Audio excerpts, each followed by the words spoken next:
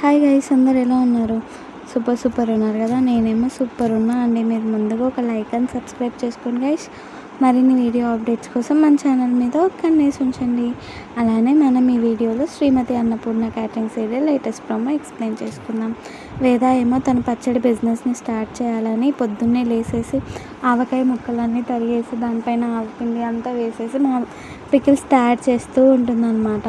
ఇంకో పక్క ఏమో అదే మన బాలు చెల్లెలండి, అదే వేదాకి మరదలు వచ్చేసి బయటకు వచ్చేసి గట్టిగా అడుస్తూ ఉంటుందన్నమాట.